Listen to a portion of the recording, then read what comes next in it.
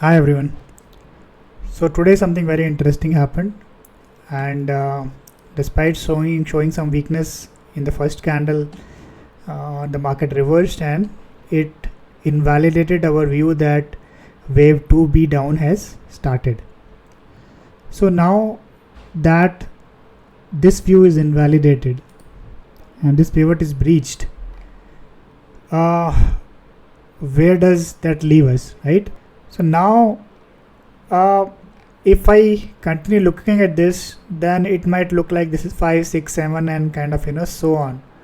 But given the fact that we have been completely wrong about this whole thing, that we have been thinking that something down has started, so that kind of makes me wonder that should we kind of take a step back, since in technical analysis we say that when in doubt, zoom out. So what that essentially means is, if it's not clear what's going on, zoom out and take a look at the bigger picture. So that's exactly what we are going to do in today's session. So if I go to daily, let me go back even further. So this is the 5th which completed, and let me go to weekly. So this is the weekly chart, and then we had 3rd completed here, and then we have WX, YX, Z, which is very clean, and it is a corrective structure. The internals we have seen already that they are all kind of corrective moves. So, and this is the assumption that something impulsive has started, so that remains the same, no change there. So but in this weekly chart we can see one move from here to here completed here, and then we got a red candle. So this essentially seems to be a single move and something new has started. So if we go to daily and then we look at here, then we have 1, 2, 3, and we thought this whole thing is 4 and then 5, but as per weekly we can see something ended here last week, right?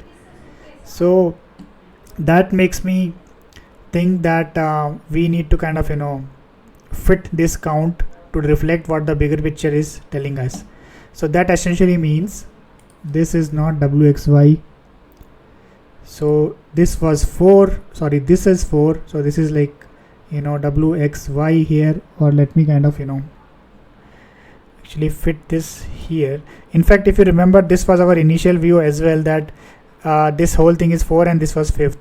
Then we discarded this view because we thought this 5th is very, very small and doesn't look right, and that's when we kind of thought ki maybe this 4th is still going on, then 5th is still pending. So now we are essentially going back to one of our previous views. So this becomes our 4 and this becomes 5. That means 1A was complete here, and then this is our 2B. It looks very, very short. In fact, if I take a retracement of this, it's just 23.6, which is not even that actually.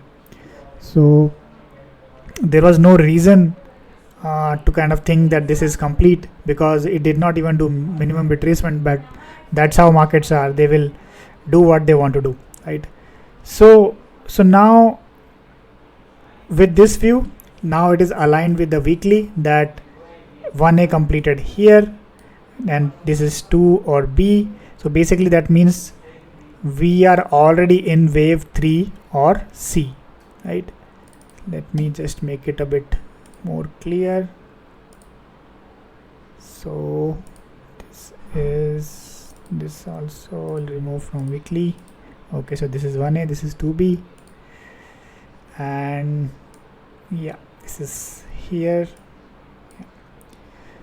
So now wave 3 or wave C, sorry, has started on the upside, and if we start marking from here itself, so we can see we have 1, 2 and 3rd is going on. There will be 4 and 5, so that would essentially complete our wave 3 or C.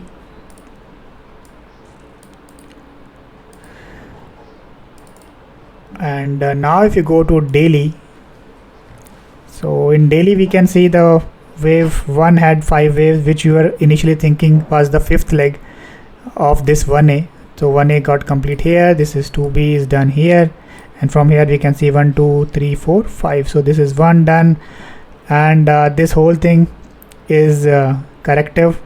So you can see, like, after this is 3 wave, and in fact this whole structure is more clear in NIFTY 500. You can see 1 2 3, then 1 2 3, then 1 2 3. So basically this is 3 3 3, and here we were thinking that this is kind of a leading diagonal, but as per the broader index we can see this is a single kind of move.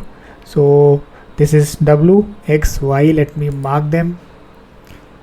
It's W, X, and this is Y. So this W is actually here, and this is 2, and then 3 is going on. Within 3 we can already see 1 2 3, 4th is going on, 5th. So which 5th would be basically, let me change the degree so there is no confusion. Sorry.